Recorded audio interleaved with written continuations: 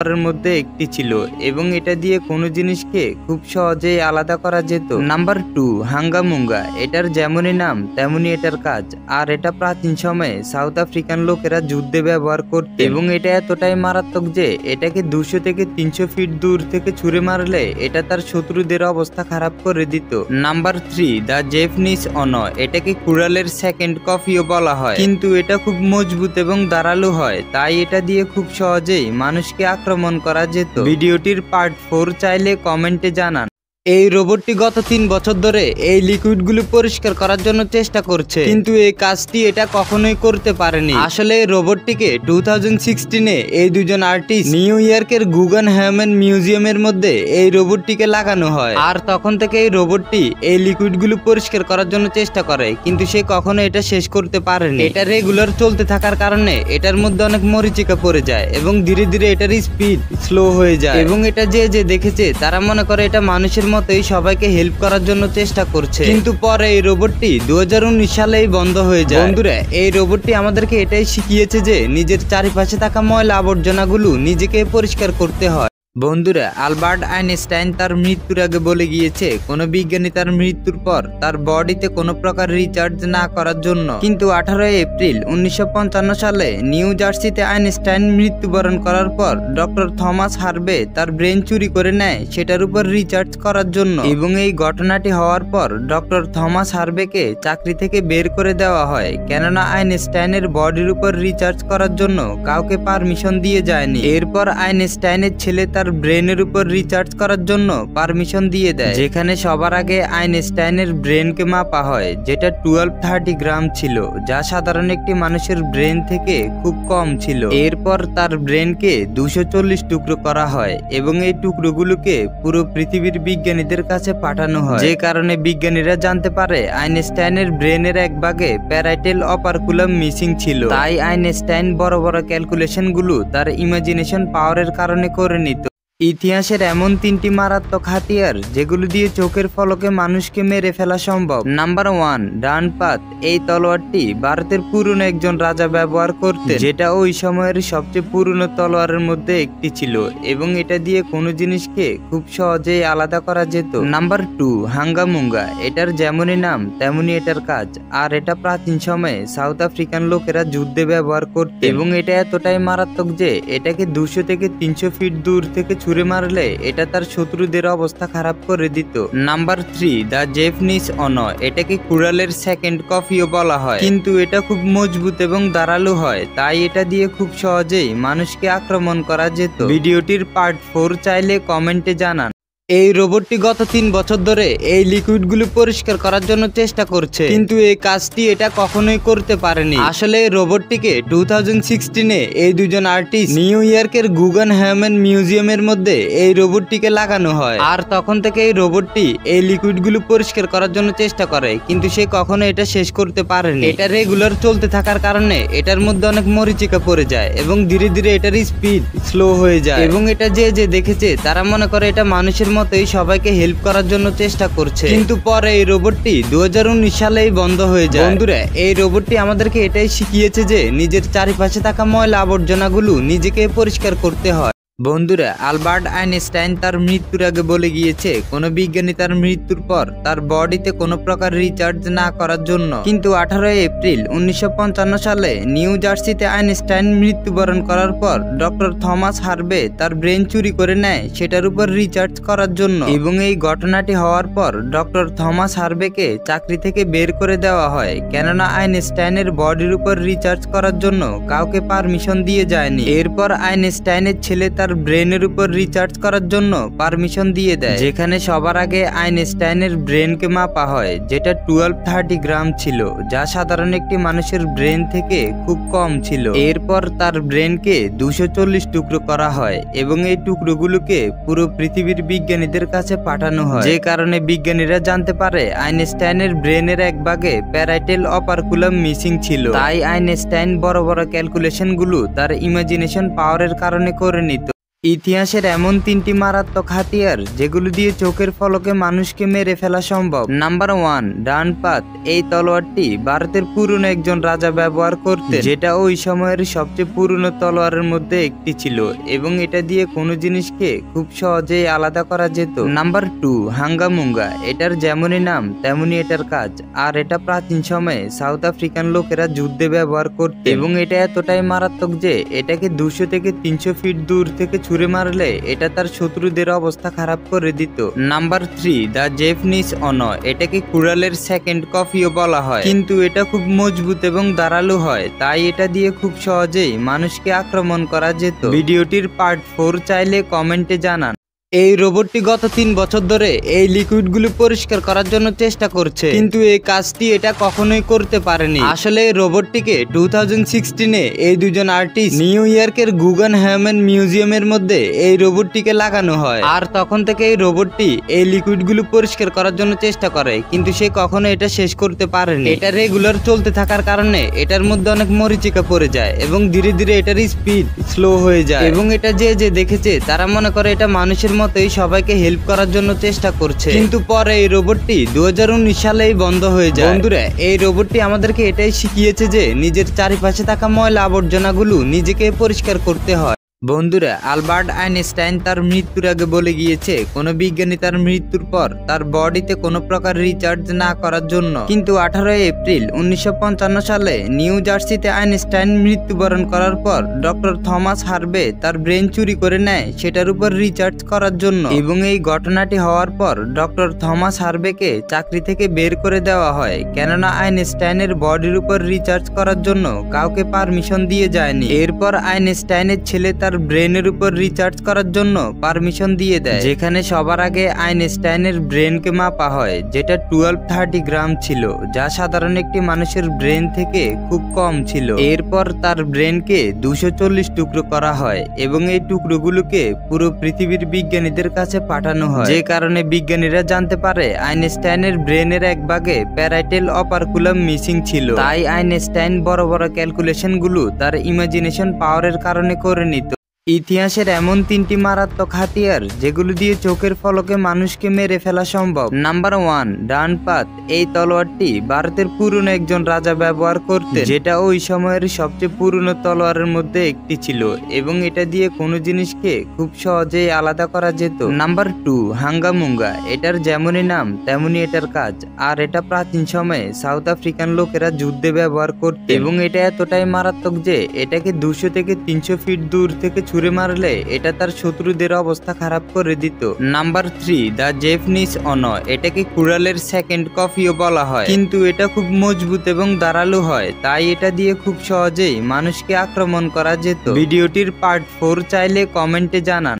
এই রোবটটি গত 3 বছর ধরে এই লিকুইডগুলো পরিষ্কার করার জন্য চেষ্টা করছে, কিন্তু এই কাজটি এটা কখনোই করতে পারেনি। আসলে এই রোবটটিকে 2016-এ এই দুজন আর্টিস্ট নিউ ইয়র্কের গুগেনহেইম মিউজিয়ামের মধ্যে এই রোবটটিকে লাগানো হয়, আর তখন থেকে এই রোবটটি এই লিকুইডগুলো পরিষ্কার করার জন্য চেষ্টা করে, কিন্তু সে কখনো এটা শেষ করতে পারেনি। এটা রেগুলার চলতে থাকার কারণে এটার মধ্যে অনেক মরিচিকা পড়ে যায় এবং ধীরে ধীরে এটার স্পিড স্লো হয়ে যায় এবং এটা যে দেখেছে তারা মনে করে এটা মানুষের মতোই সবাইকে হেল্প করার জন্য চেষ্টা করছে, কিন্তু পরে এই রোবটটি 2019 সালেই বন্ধ হয়ে যায়। বন্ধুরা, এই রোবটটি আমাদেরকে এটাই শিখিয়েছে যে নিজের চারিপাশে থাকা ময়লা আবর্জনাগুলো নিজেকে পরিষ্কার করতে হয়।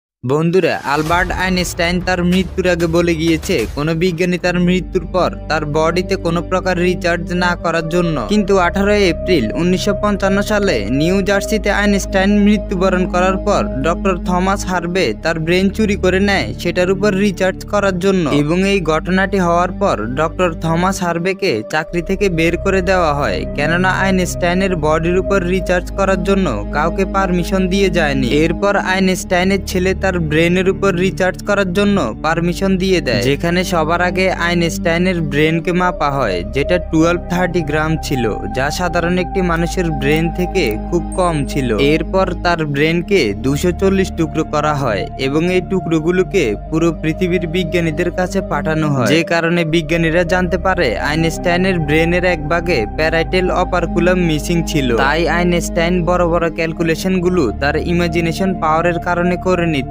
ইতিহাসের এমন 3টি মারাত্মক হাতিয়ার যেগুলো দিয়ে চোখের পলকে মানুষকে মেরে ফেলা সম্ভব। নাম্বার 1, ডানপাত।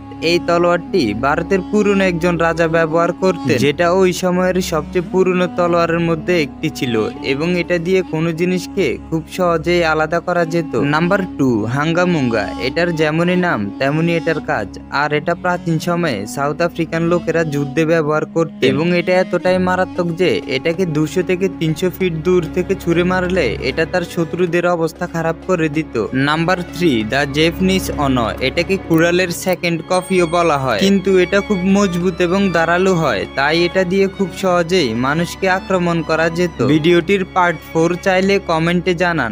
এই রোবটটি গত 3 বছর ধরে এই লিকুইডগুলো পরিষ্কার করার জন্য চেষ্টা করছে, কিন্তু এই কাজটি এটা কখনোই করতে পারেনি। আসলে এই রোবটটিকে 2016-এ এই দুজন আর্টিস্ট নিউ ইয়র্কের গুগেনহেইম মিউজিয়ামের মধ্যে এই রোবটটিকে লাগানো হয়, আর তখন থেকে এই রোবটটি এই লিকুইডগুলো পরিষ্কার করার জন্য চেষ্টা করে, কিন্তু সে কখনো এটা শেষ করতে পারেনি। এটা রেগুলার চলতে থাকার কারণে এটার মধ্যে অনেক মরিচিকা পড়ে যায় এবং ধীরে ধীরে এটার স্পিড স্লো হয়ে যায় এবং এটা যে দেখেছে তারা মনে করে এটা মানুষের মতোই সবাইকে হেল্প করার জন্য চেষ্টা করছে, কিন্তু পরে এই রোবটটি 2019 সালেই বন্ধ হয়ে যায়। বন্ধুরা, এই রোবটটি আমাদেরকে এটাই শিখিয়েছে যে নিজের চারিপাশে থাকা ময়লা আবর্জনাগুলো নিজেকে পরিষ্কার করতে হয়।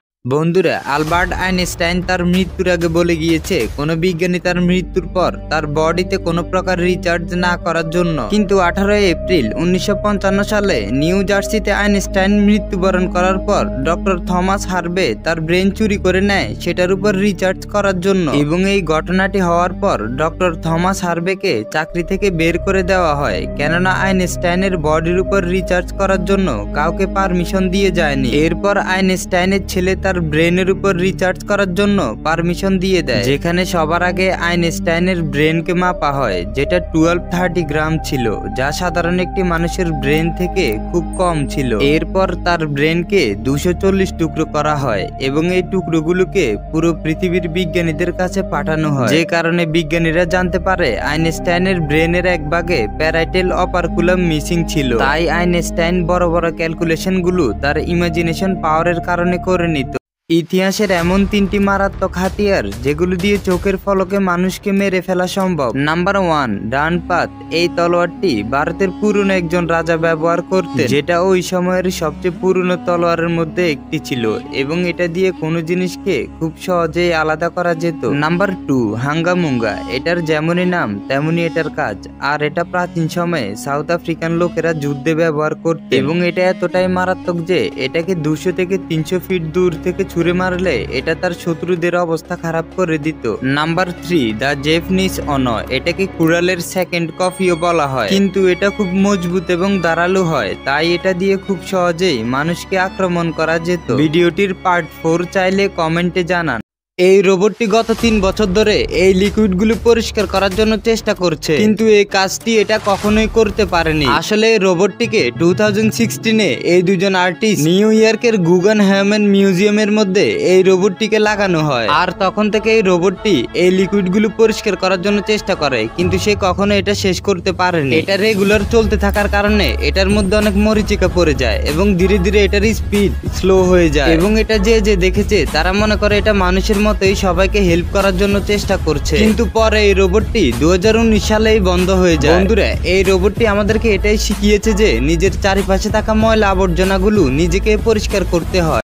বন্ধুরা, আলবার্ট আইনস্টাইন তার মৃত্যুর আগে বলে গিয়েছে কোনো বিজ্ঞানী তার মৃত্যুর পর তার বডিতে কোনো প্রকার রিচার্জ না করার জন্য, কিন্তু 18 এপ্রিল 1955 সালে নিউ জার্সিতে আইনস্টাইন মৃত্যুবরণ করার পর ডক্টর থমাস হার্ভে তার ব্রেন চুরি করে নেয় সেটার উপর রিচার্জ করার জন্য, এবং এই ঘটনাটি হওয়ার পর ডক্টর থমাস হার্ভেকে চাকরি থেকে বের করে দেওয়া হয়, কেননা আইনস্টাইনের বডির উপর রিচার্জ করার জন্য কাউকে পারমিশন দিয়ে যায়নি। এরপর আইনস্টাইনের ছেলে তার ব্রেনের উপর রিচার্জ করার জন্য পারমিশন দিয়ে দেয়, যেখানে সবার আগে আইনস্টাইনের ব্রেনকে মাপা হয়, যেটা 1230 গ্রাম ছিল, যা সাধারণ একটি মানুষের ব্রেন থেকে খুব কম ছিল। এরপর তার ব্রেনকে 240 টুকরো করা হয় এবং এই টুকরোগুলোকে পুরো পৃথিবীর বিজ্ঞানীদের কাছে পাঠানো হয়, যে কারণে বিজ্ঞানীরা জানতে পারে আইনস্টাইনের ব্রেনের এক ভাগে প্যারাইটাল অপারকুলাম মিসিং ছিল। তাই আইনস্টাইন বড় বড় ক্যালকুলেশন গুলো তার ইমাজিনেশন পাওয়ারের কারণে করে নিত। ইতিহাসের এমন 3টি মারাত্মক হাতিয়ার যেগুলো দিয়ে চোখের পলকে মানুষকে মেরে ফেলা সম্ভব। নাম্বার 1, ডানপাত। এই তলোয়ারটি ভারতের পুরনো একজন রাজা ব্যবহার করতেন, যেটা ওই সময়ের সবচেয়ে পুরনো তলোয়ারের মধ্যে একটি ছিল এবং এটা দিয়ে কোনো জিনিসকে খুব সহজেই আলাদা করা যেত। নাম্বার 2, হাঙ্গামুঙ্গা। এটার যেমনই নাম তেমনি এটার কাজ, আর এটা প্রাচীন সময়ে সাউথ আফ্রিকান লোকেরা যুদ্ধে ব্যবহার করত এবং এটা এতটাই মারাত্মক যে এটাকে 200 থেকে 300 ফিট দূর থেকে ছুঁড়ে মারলে এটা তার শত্রুদের অবস্থা খারাপ করে দিত। নাম্বার 3, দ্য জেফনিস অনো। এটাকে কুড়ালের সেকেন্ড কফিও বলা হয়, কিন্তু এটা খুব মজবুত এবং ধারালো হয়, তাই এটা দিয়ে খুব সহজেই মানুষকে আক্রমণ করা যেত। ভিডিওটির পার্ট 4 চাইলে কমেন্টে জানান। এই রোবটটি গত 3 বছর ধরে এই লিকুইডগুলো পরিষ্কার করার জন্য চেষ্টা করছে, কিন্তু এই কাজটি এটা কখনোই করতে পারেনি। আসলে এই রোবটটিকে 2016-এ এই দুজন আর্টিস্ট নিউ ইয়র্কের গুগেনহেইম মিউজিয়ামের মধ্যে এই রোবটটিকে লাগানো হয়, আর তখন থেকে এই রোবটটি এই লিকুইডগুলো পরিষ্কার করার জন্য চেষ্টা করে, কিন্তু সে কখনো এটা শেষ করতে পারেনি। এটা রেগুলার চলতে থাকার কারণে এটার মধ্যে অনেক মরিচিকা পড়ে যায় এবং ধীরে ধীরে এটার স্পিড স্লো হয়ে যায় এবং এটা যে দেখেছে তারা মনে করে এটা মানুষের মতোই সবাইকে হেল্প করার জন্য চেষ্টা করছে, কিন্তু পরে এই রোবটটি 2019 সালেই বন্ধ হয়ে যায়। বন্ধুরা, এই রোবটটি আমাদেরকে এটাই শিখিয়েছে যে নিজের চারিপাশে থাকা ময়লা আবর্জনাগুলো নিজেকে পরিষ্কার করতে হয়।